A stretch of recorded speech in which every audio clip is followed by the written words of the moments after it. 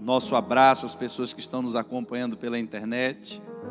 Que Deus continue abençoando a sua vida. E tenho certeza que logo, logo estaremos juntos aqui mais uma vez para adorarmos a Deus nessa comunhão. Amém?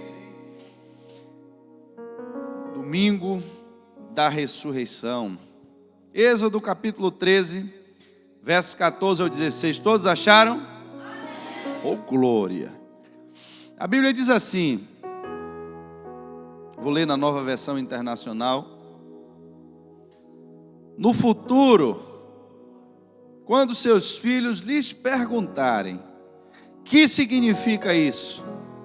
Digam-lhes: com mão poderosa o Senhor nos tirou do Egito, da terra da escravidão. Quando o faraó resistiu e recusou deixar-nos sair, o Senhor matou todos os primogênitos do Egito, tanto os de homens como os de animais.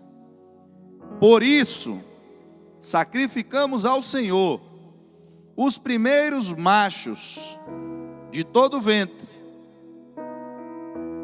e resgatamos os nossos primogênitos.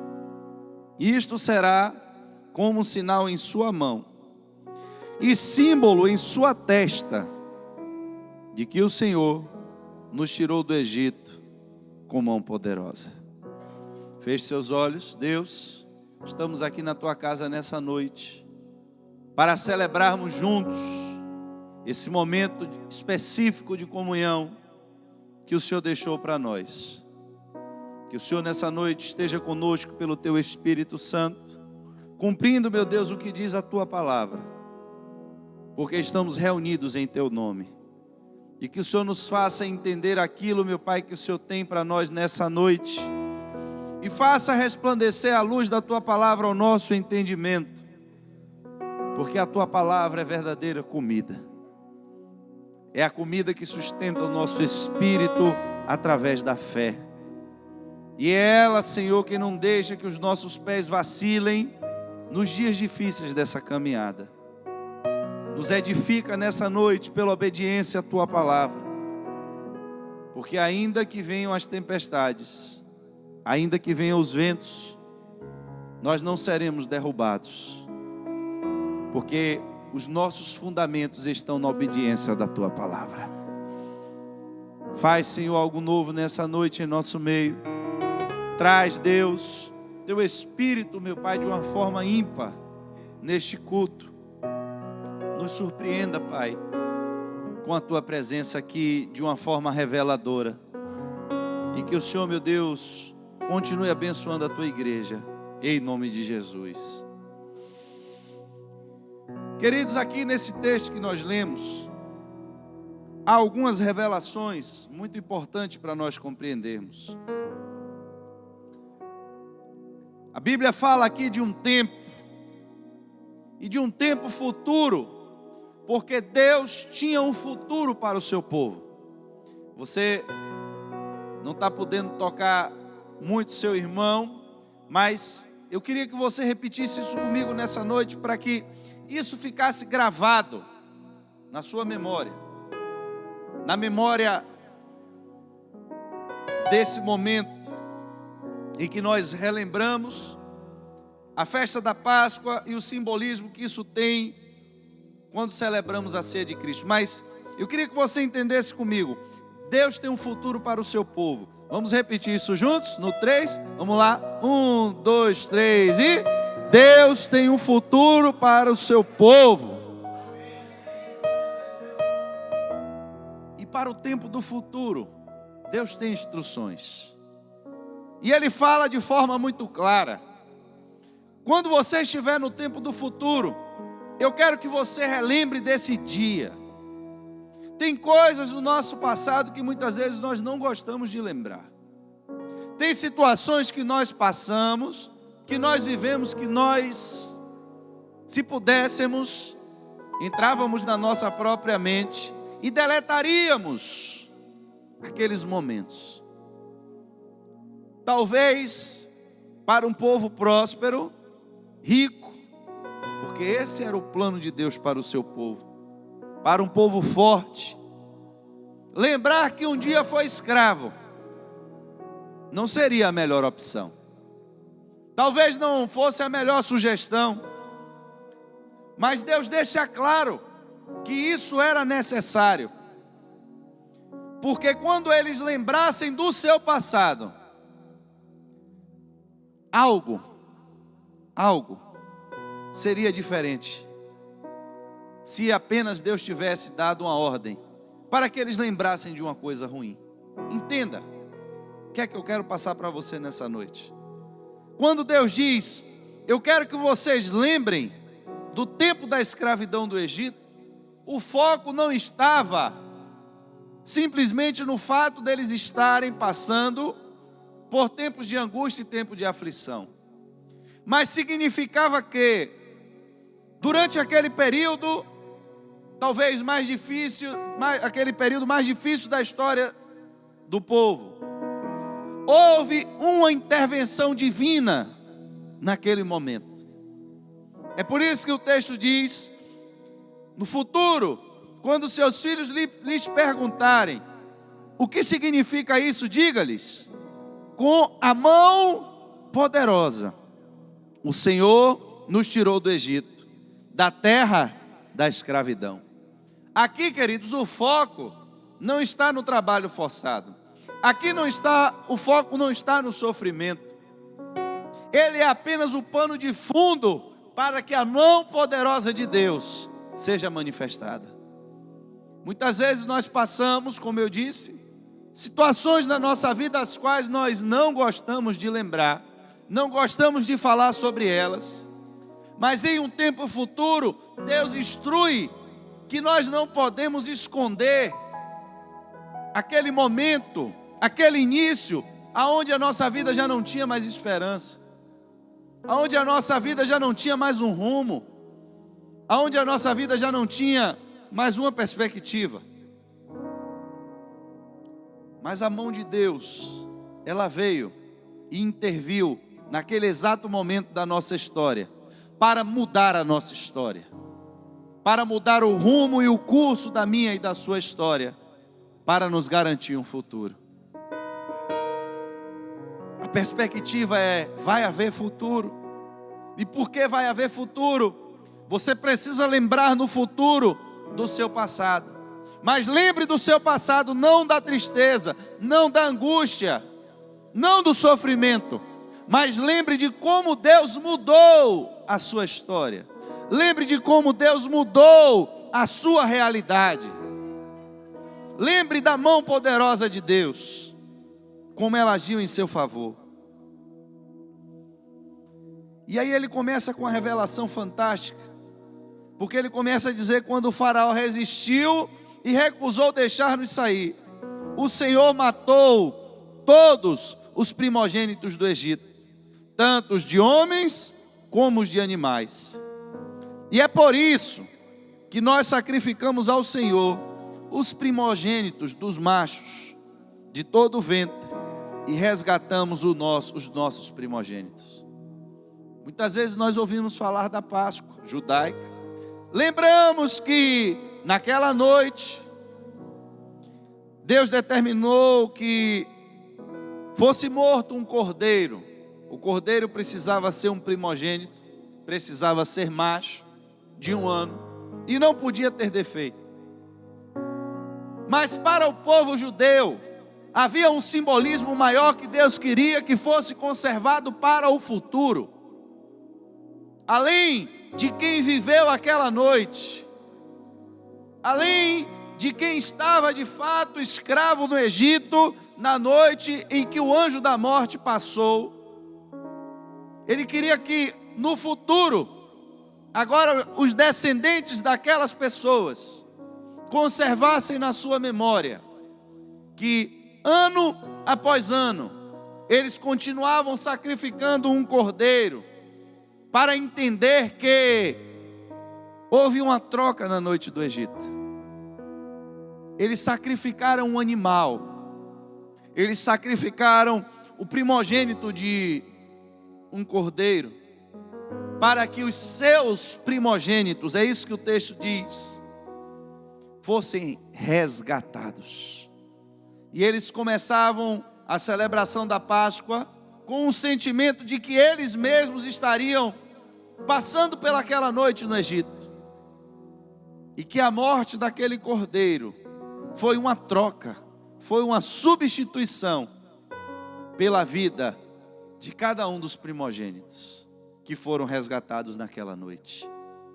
E eu acho a Bíblia tão completa e nos dá alguns entendimentos, quando agora ele começa a dizer: isto será como sinal em sua mão e símbolo em sua testa, de que o Senhor nos tirou do Egito com mão poderosa. Aqui, irmãos, a gente começa a entender um pouco de como o inimigo, ele gosta de mexer com as coisas de Deus. A Bíblia diz que esse simbolismo que foi criado da Páscoa, do resgate dos primogênitos das pessoas, pelo primogênito, pelo sangue do primogênito dos animais, serviria como memorial, como sinal na mão e na testa. Você já ouviu na Bíblia em algum momento falar em sinal na mão e na testa? Que interessante, né? Porque a gente vê que constantemente o inimigo, ele tenta usar daquilo que é divino, aquilo que é sagrado, para atingir os seus próprios propósitos. No tempo da manifestação do anticristo e da besta, ele também vai colocar o seu sinal. E o seu sinal vai estar exatamente no lugar aonde Deus disse que deveria estar, o sinal da libertação. Aonde deveria estar o sinal do Cordeiro, o sinal da salvação. Queridos, aqui eu abro um parêntese na mensagem, para que você entenda. Todo mercantilismo que se tem nesse tempo de Páscoa é exatamente para que você não compreenda o significado desse momento para um povo. Não é a nossa cultura, não. Mas e o cristianismo veio de onde? O Cristo veio de que povo? De onde saiu Cristo? Nós confessamos, Jesus Cristo é o nosso Senhor e Salvador. Mas de qual povo da terra saiu Jesus Cristo? A Bíblia diz que Jesus Cristo, ele era judeu, da descendência de Abraão. Era um descendente de Abraão, de um povo separado por Deus, de um povo escolhido por Deus, o único povo na terra que Deus chamou de meu povo, um povo escolhido e selecionado por Deus, para que servisse de modelo para as outras nações. Um povo que era conduzido pela presença do próprio Deus no meio deles. E Jesus vem desse povo. Ele era um judeu. Para ele também havia esse significado que nós estamos entendendo aqui. Porque Deus queria marcar na mente daquele povo, na tradição daquele povo, na cultura daquele povo,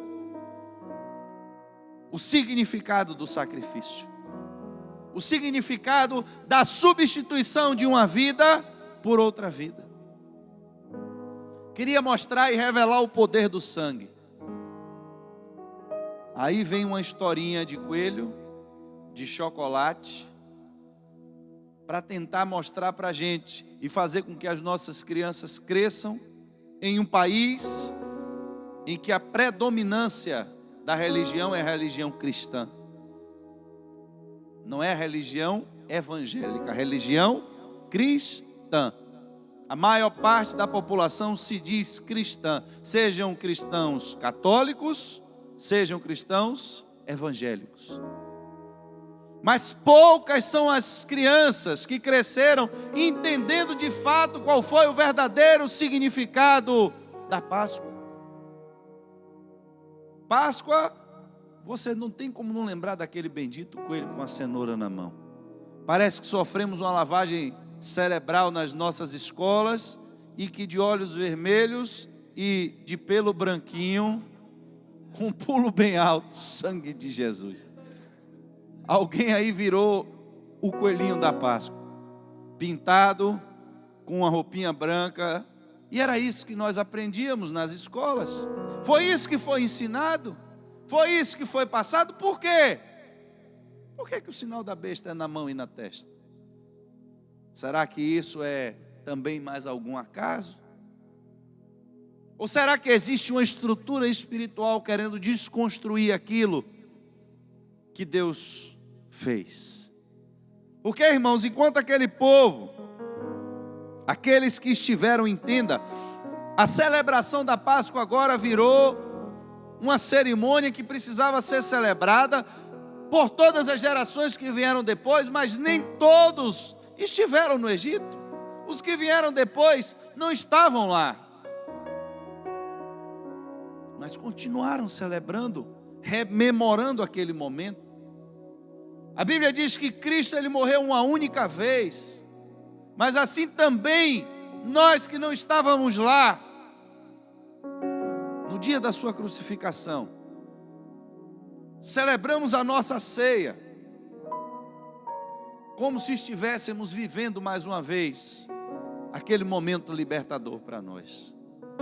E algumas instruções que foram passadas para aquele povo, elas servem para nós também, para nós entendermos que precisamos aprender muito mais sobre a Páscoa e compreender de fato a completude desse evento memorial que mudou a história daquele povo, mudou o status daquele povo. Eles deixaram de ser escravos para serem libertos. Eles que não tinham mais esperança de vida, agora estavam recebendo promessas para o seu futuro. E que no dia da sua libertação, passaram a contar agora um novo tempo. Porque Deus disse, o dia da sua libertação agora, vai ser o dia mais importante do seu calendário. Não importa como o Egito conta o tempo, não importa como você vinha contando até agora, mas na data de hoje, na data da sua libertação, é agora quando começa um novo tempo na sua vida. E tudo isso era apenas a preparação para a vinda do Messias. Era apenas um espelho, um exemplo, um modelo, um comparativo do que Deus ia fazer. E Deus diz a ele naquela noite: olha, ao comerem, estejam prontos para sair, cinto no lugar, sandálias nos pés e cajado na mão. Comam apressadamente. Por que essa prontidão? Queridos, será que nós, quando participamos da ceia do Senhor, participamos com esse sentimento? Que sentimento? O povo estava no Egito já há algum tempo. A Bíblia diz que já faziam 430 anos que eles estavam ali, escravos. Viram todas as outras pragas acontecerem. Viram como algumas vezes o faraó disse a Moisés: olha, interceda ao seu Deus, que depois eu deixo você ir. Mas a Bíblia diz que quando Moisés orava e a praga cessava, o coração do faraó se endurecia novamente. O que é que será que agora vai ser diferente? Por que é que nessa noite vai mudar alguma coisa? Se o faraó foi duro das outras vezes, por que é que dessa vez agora ele vai ser bonzinho? Eu acho interessante porque em vários exemplos da Bíblia, a Bíblia mostra pessoas que fraquejaram em cumprir mandamentos de Deus. Mas não há relato de ninguém que deixou de sacrificar o cordeiro na Páscoa. Não há relato de primogênitos do povo de Deus que morreu porque deixou de obedecer esse mandamento. Porque havia uma urgência, havia uma prontidão, havia uma promessa, agora havia uma esperança. Participem desse momento, mas estejam prontos, porque vocês vão embora daqui. Não é somente uma cerimônia que vocês vão celebrar para esperar amanhã o que é que vai acontecer. Vocês já precisam celebrar isso, mas já prontos, entendendo que ao participar dessa cerimônia, a libertação de vocês já está iminente. Olhe que interessante. Agora nós não estamos esperando mais uma libertação que vai nos levar para uma terra física. A Bíblia diz que estamos esperando agora uma terra, uma nova terra criada por Deus, que não é mais nesse mundo. Quando participamos desse momento da ceia, será que nós estamos prontos para nos encontrarmos com Deus? Será que nós, de fato, arrumamos a nossa vida para dizermos: olha, eu posso participar dessa ceia agora, e se Jesus voltar, eu tenho certeza que eu já estou pronto para ir embora? Porque essa é a perspectiva que tem que estar agora no coração do cristão. A expectativa de que nós vamos deixar esse mundo, e isso é uma verdade, e isso é uma realidade. E quando eu participo desse momento, é exatamente nesse momento que me traz essa certeza, é esse momento que me dá uma certificação, porque enquanto o povo estava celebrando agora nas suas casas a Páscoa, estavam ali comendo os seus cordeiros, a Bíblia diz que houve grande pranto no Egito. Enquanto para uns era momento de estarem sendo alimentados e fortalecidos, porque tinham agora conquistado a sua libertação, para o Egito estava sendo lugar de morte. A Bíblia diz que nesse dia, você vai ver isso em Êxodo 12, do 41 ao 42, no dia em que se completaram os 430 anos, todos os exércitos do Senhor saíram do Egito. E assim como o Senhor passou em vigília aquela noite para tirar do Egito os israelitas, esses também devem passar em vigília essa mesma noite para honrar o Senhor por todas as suas gerações. Coisas que a gente não sabia sobre a Páscoa.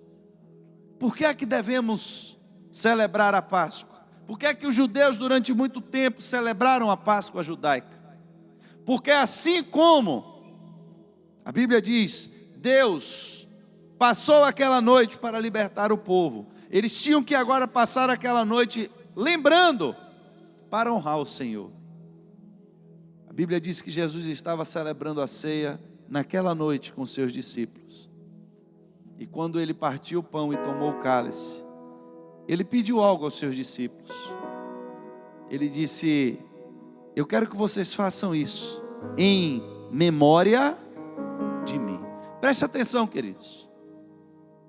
Aqui temos um ponto muito importante. Há uma palavra que faz todo o significado aqui. Ele diz que para honrar o Senhor é que esse momento deveria ser feito. Não adianta nós termos cerimônias, não adianta nós termos rituais, se não tiver a memória, se não tiver a honra. Eu posso entender e eu posso ser um cristão que entra na igreja e entendo que uma vez no mês alguém parte um pão, alguém entrega um copo e alguém já me disse que eu preciso estar na igreja nesse dia. Mas esse não é o objetivo da ceia do Senhor. Que você esteja presente para comer um pedaço de pão e tomar um copo de vinho. O objetivo não é que você esteja aqui para comer do que está sendo servido, mas o exemplo é que para que você possa memorar aquela noite em que ele passou. O objetivo é que no seu coração tenha um compromisso com ele de tal forma, que você ame ele de tal forma, que tenha algum significado para você lembrar da sua morte. Porque se eu lhe perguntasse, quanto você acha que vale a sua vida? Se eu desse um exemplo bem ridículo, se você fosse sequestrado, quanto você acha que alguém pagaria pelo seu resgate? Até quanto alguém estaria disposto a pagar para lhe salvar? Você acha que seu pai e sua mãe pagaria quanto, Vitor, para lhe soltar? Entenda, irmãos. Tem pessoas que às vezes estão no hospital precisando de coisas pequenas, de uma doação de sangue. E se você souber que a sua vida está em risco para ir lá doar sangue para uma pessoa, você não vai. Isso é um fato, está dando nos jornais. As doações de sangue caíram significativamente, porque agora as pessoas estão com medo de colocar a sua vida em risco para ir doar sangue. Quanto será que a nossa vida vale? Quem estaria disposto a dar a sua vida pela minha vida e pela sua vida? Quem? Quem você acha que nesse mundo daria a vida para salvar a sua? Quem? Se você precisasse de um transplante de coração, você acha que alguém que está vivo teria coragem de tirar o dele ou dela para dar a você? Estamos falando de coisas simples, sem dor, sem sofrimento, com processos anestésicos. Agora, e se a pessoa soubesse que para você viver, ela ia precisar apanhar um bocado, ser humilhado no meio da rua, zombado e morrer da pior forma que alguém pode morrer? Quem continuaria disposto a morrer para salvar a sua e a minha vida? O sentido de estarmos aqui reunidos não é um copo de suco, não é um pedaço de pão, mas é a memória dentro do meu e do seu coração. Porque se está aqui na presença dele, não significar nada para você, se no seu coração não houver o entendimento necessário e suficiente do que foi o sacrifício de Jesus, ou até se de repente você se acha bonzinho o suficiente e acha que Jesus tinha que morrer mesmo por você. Eu acho que ele tinha que morrer mesmo para me salvar. Talvez você esteja participando desse momento em vão, participando apenas de um momento religioso, mas sem discernir de fato a memória dele na minha e na sua vida. Alguém lhe mostra uma foto e um retrato e você olha e vê uma pessoa ali, isso não significa nada para você. Mas às vezes uma outra pessoa vai olhar aquela foto e vai olhar aquela pessoa da foto que já não está mais entre nós, e ela vai se lembrar de toda uma vida que ela teve com aquela pessoa. Uma mãe vai olhar para uma foto de um filho que já morreu e vai se lembrar de quando ele era criança, dos primeiros passos, dos primeiros momentos em que aquela criança falou. E de repente o coração daquela mãe é tomado por muitas emoções e ela começa a chorar. Às vezes você vai olhar a foto de seu pai, a foto de sua mãe, a foto de um irmão, e você começa a se recordar da importância que aquela pessoa tinha na sua vida, de como ela foi importante no seu crescimento, dos momentos felizes que você teve com ela, e isso significa alguma coisa para você. Apenas ver uma foto de alguém que você ama, de alguém que um dia teve um relacionamento com você, isso importa para você. A questão é, quanto é que Jesus importa para você? Quanto é que olhar para ele naquela cruz significa para você? Porque para o povo judeu havia agora uma tradição de uma vez no ano passarem uma noite acordados, lembrando que Deus passou uma noite de vigília sobre eles para salvá-los. E isso era o suficiente para que agora, durante todas as gerações que viessem depois, eles também permanecessem aquela mesma noite acordados, em honra ao Senhor. Em honra ao Senhor. Precisamos tomar cuidado, queridos, porque senão estamos fadados a participar de rituais sem sentido e sem propósito. Tem pessoas que entram na igreja e muitas vezes pensam que as coisas vão acontecer num passe de mágica. É como se fosse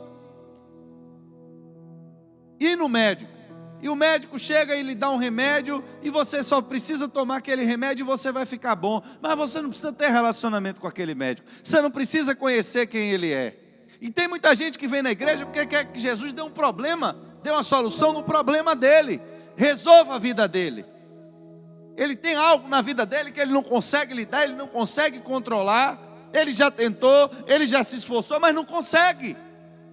E ele vem para a igreja na esperança que Jesus faça um milagre e ele fique curado daquilo, e ele se livre daquilo. O que ele ainda não entendeu é que nós não buscamos Jesus pelo seu milagre, mas precisamos primeiro desenvolver um relacionamento com Ele. Precisamos conhecer primeiro quem é Ele.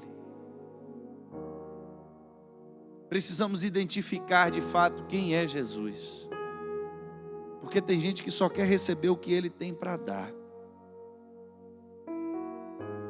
mas não quer discernir de fato a sua morte, o significado do que essa noite tem para nós. Porque quando nós compreendemos que a libertação chegou, quando nós compreendemos que pela morte dele chegou agora a hora de entrarmos em um novo tempo, nos apressamos, nos vestimos e nos preparamos, porque entendemos que é tempo de mudança, que é tempo de libertação. E quando é tempo de intervenção divina, a Bíblia diz que o favor de Deus também se manifesta. No Êxodo 35 ao 36, a Bíblia diz: e os israelitas obedeceram à ordem de Moisés e pediram aos egípcios objetos de prata, de ouro, bem como roupas. E o Senhor concedeu ao povo uma disposição favorável da parte dos egípcios, de modo que lhes davam o que pediam, e assim eles despojaram os egípcios. Preste atenção, o povo ficou 430 anos no Egito, estavam trabalhando de graça naquele lugar, mas quando a mão de Deus se manifestou, quando o juízo de Deus desceu sobre o Egito, agora que eles entenderam que Deus tinha um futuro para eles, agora que eles entenderam que era tempo de partir, era tempo de mudança, era um novo tempo na história deles, houve também um tempo do favor de Deus sobre a vida deles. Eles receberam em um dia toda a riqueza que estavam acumulada, que foi produzida por eles. Irmãos, tem pessoas que às vezes duvidam de Deus, pessoas que não creem que Deus quer lhe abençoar.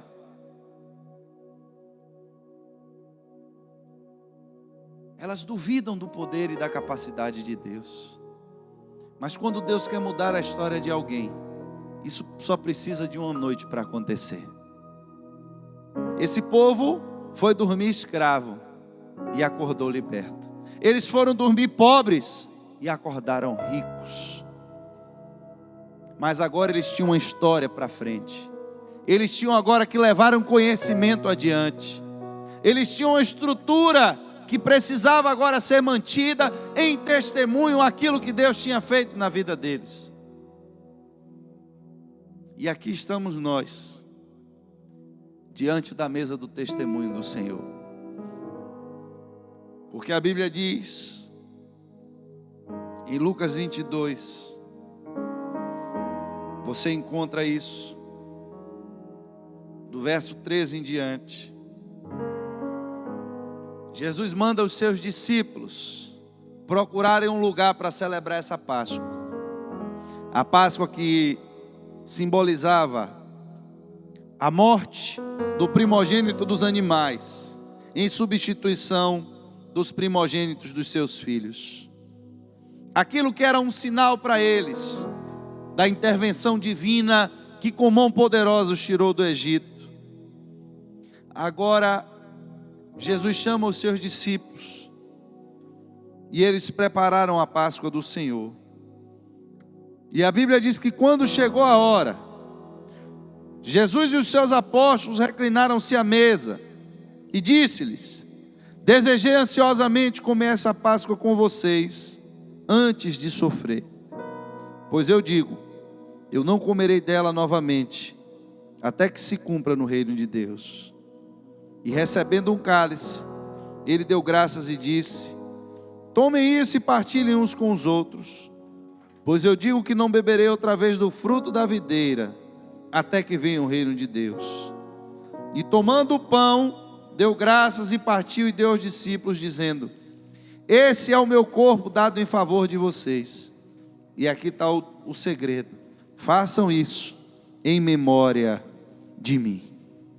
E depois da ceia, ele pegou o cálice e disse: esse cálice é a nova aliança no meu sangue, derramada em favor de vocês.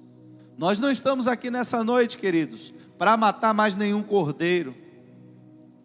Na noite em que Jesus foi traído, na noite em que ele celebrou aquela última Páscoa com seus discípulos, houve uma mudança também na estrutura desta cerimônia, porque aquele cordeiro que era morto, simbolizando as vidas que foram salvas no Egito, agora foram substituídas por um ser humano que morreria agora de verdade.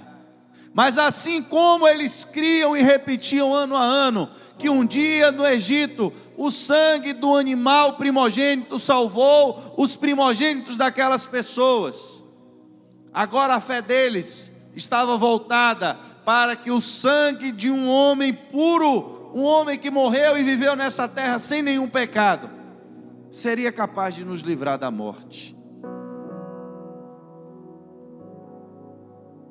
E eles celebraram aquela ceia com Jesus, ouviram tudo o que Jesus disse. Mas quando a pancadaria começou, quando prenderam Jesus e começaram a torturá-lo, as suas palavras já não foram mais tão lembradas como deveria. E eles começaram a ver Jesus se entregando, e ele não revidava, e ele não se defendia, e ele foi carregado no meio da rua, foi levado perante as autoridades, e por aclamação de uma multidão, foi condenado à crucificação. E agora todos os discípulos, os que viram de longe e os que fugiram, souberam que Jesus deu um último brado na cruz, e agora ele estava morto. Os seus sonhos tinham se acabado, as suas expectativas tinham se acabado. Seguimos esse homem durante 3 anos porque críamos que ele era o Filho de Deus, mas agora ele está morto, assim como qualquer outro ser humano que passou sobre a terra, porque já se passaram muitas pessoas sobre a terra e já se inventaram um monte de histórias por aí, muitas filosofias, muitas ideias, mas nenhuma delas foi capaz de livrar ninguém da morte. O ser humano pode falar o que ele quiser, inventar o que ele quiser, acreditar no que ele quiser, enquanto ele está vivo. Mas depois que ele morre, ele cai na vala comum que todos os outros seres humanos caíram. E todas as suas palavras são agora apenas palavras.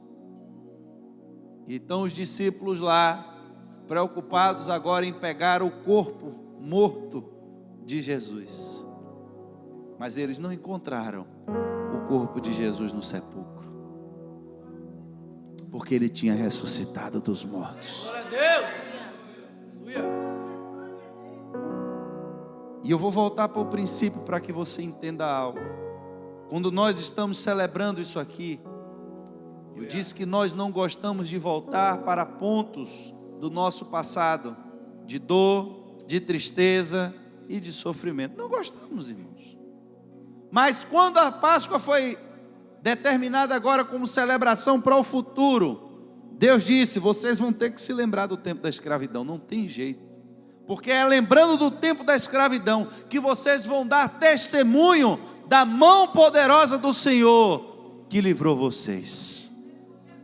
Quando nós lembramos da morte do Senhor e do seu sangue, talvez essa seria a parte da história que a gente poderia deixar de lado, mas é importante que a gente lembre que ele morreu, é importante que a gente lembre que ele sofreu, porque é por causa da sua morte, da vergonha da sua morte, da humilhação dele, que a sua ressurreição se torna agora muito mais gloriosa. Porque diante de Deus ele foi achado inocente, porque o pecado não era dele. Ele levou sobre si o meu e o seu pecado. Ele levou um castigo sobre ele que não pertencia a ele. E agora que ele ressuscitou, e agora vivo diante daqueles que tinham visto ele morto, ele pôde fortalecer eles e encorajá-los e dizer: olha, está lembrado do que a gente fez na sexta-feira? Continuem fazendo. Peguem o pão sempre que vocês se reunirem, partam e digam aos irmãos: esse foi o meu corpo que foi partido por vocês. Vocês estão lembrados do sangue? Lembrem a eles quando vocês estiverem reunidos: olha, o Senhor um dia morreu pendurado numa cruz e verteu cada gota de sangue por mim e por você. Mas quando vocês estiverem fazendo isso, eu vou contar um segredo a vocês: eu vou estar presente no meio de vocês, porque eu não estou morto e eu não fiquei pendurado na cruz. O meu espírito estará ali com vocês. Nessa noite, estamos aqui relembrando, porque Ele nos pediu. Eu quero que vocês lembrem da minha morte. Eu quero que vocês lembrem da minha dor. Eu quero que vocês lembrem que o meu corpo foi partido por vós. Eu quero que vocês lembrem que o meu sangue foi vertido por vós. Mas não é só por isso aqui que nós estamos aqui nessa noite. É porque Ele vive. É porque Ele está vivo. Porque Ele deu testemunho de que Deus tem poder para ressuscitar um homem dos mortos. Não com corpo mortal para morrer de novo. Porque você pode me dizer: mas Jesus ressuscitou Lázaro, e Lázaro já tinha 4 dias de morto, mas Lázaro morreu de novo. Mas a ressurreição de Jesus foi uma ressurreição diferente. Porque Ele ressuscitou agora com um corpo glorioso. Um corpo que não está preso mais às estruturas humanas. As paredes não podem prender mais o nosso Senhor. As lanças do soldado romano não podem mais furar a sua barriga. As metralhadoras dos exércitos modernos não podem mais alcançar o seu corpo, porque ele já morreu uma vez, e ao homem só está determinado morrer uma única vez. E o juízo de Deus sobre ele foi: esse aqui é inocente, esse tem que viver de novo. E assim como ele vive, ele disse: assim como o Pai me ressuscitou, assim também ressuscitará cada um de vós. Mas tinha um detalhe: todas as pragas vieram sobre o Egito, e o povo não precisou fazer nada em momento nenhum para que Deus livrasse eles. Mas quando chegou a vez do anjo da morte, agora Deus disse: agora vocês vão ter que exercitar a fé de vocês. Agora eu quero saber se vocês acreditam de fato. Existem momentos na nossa vida que a proteção de Deus vem sobre nós, que a bênção de Deus vem sobre nós, e às vezes nós não precisamos fazer nada por isso. Mas tem situações que Deus pede a nossa obediência. Ele só quer ver o nosso coração como está diante dele. E não tenha dúvida, irmãos, que para a estrutura de uma igreja, esse aqui é o maior simbolismo que nós temos de Cristo. A sua presença maravilhosa, curando, salvando e libertando neste lugar. Mas uma vez no mês, relembramos desse momento. Um momento que aconteceu na estrutura de uma Páscoa, mas que serviu para nós como um marco de uma contagem de um novo tempo.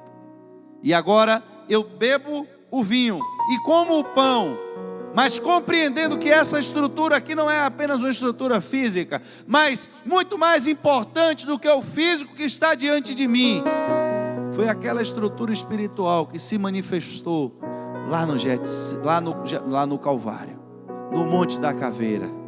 Foi a estrutura física do Cordeiro de Deus que foi morto, para que eu e você pudéssemos ter a vida. E quando pela fé, eu agora creio que aquele sangue foi vertido sobre a minha vida, porque eu creio, agora Ele vem e me dá esperança de uma vida eterna. E eu posso crer que ainda que eu morra, ainda que esse corpo venha a ser destruído nessa dimensão, eu hei de ressuscitar um dia, para estar com Cristo eternamente.